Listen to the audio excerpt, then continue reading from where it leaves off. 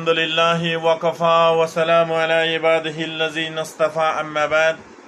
সম্মানিত প্রিয় বন্ধুগণ, যে ব্যক্তি রমজানে 1 দিরহাম সদকা আদায় করবে, রমজানের বাইরে হাজারো দিরহাম সদকা আদায় করার নেকি আল্লাহ তাআলা দান করবে।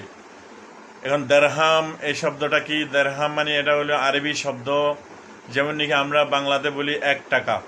যে ব্যক্তি রমজানে 1 টাকা আল্লাহ রাস্তায় এরকম হন গরিব গন্ডা হন ফকির ফুকুরাকে দান করবে, রমজানের বাইরে হাজারো টাকা আল্লাহ রাস্তার মাঝে দান করলে যেরকম নেকি হবে সেরকম নেকি আল্লাহ তাআলা রমজানে দান করবে। সুবহানাল্লাহ।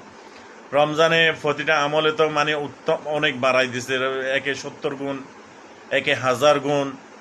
এত সুযোগ সুবিধা পাইয়া যদি এই আমলগুলা এই আমলের থেকে যদি আমরা দূরে থাকি, তাহলে আফসোস করা ছাড়া আর কিছু উপায় নাই। সম্মানিত প্রিয় বন্ধুগণ, এই জন্য রমজানে বেশি বেশি আমরা সদকা দিব। আমাদের আশপাশে যারা গরিব ফকির ফুকুরা যারা আছে, রোডে গাঁড়ে এরকম গরিব গন্ডা যাদেরকে আছে, মন খুলিয়া এরকম দান করবো, মন খুলিয়া।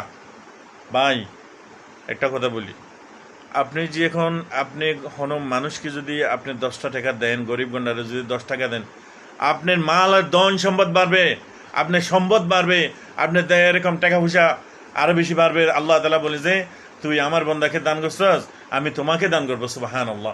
এই জন্য মনে রাখবেন, রমজানে বেশি বেশি দান করবেন, এবং দান করলে মান কবে না, এবং মান বাড়ে, সম্মান বাড়ে, ইজ্জত বাড়ে, ধন সম্পদ বাড়ে।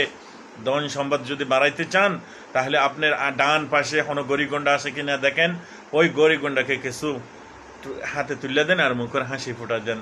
তা আল্লাহ তাআলা ওই গরিব যখন, ওই ফকির যখন, ওই মিসকিন যখন একটু হাসি দিবে, একটু খুশি হবে, আমার আল্লাহ আপনার উপরে সন্তুষ্টি হয়ে যাবে। সুবহানাল্লাহ।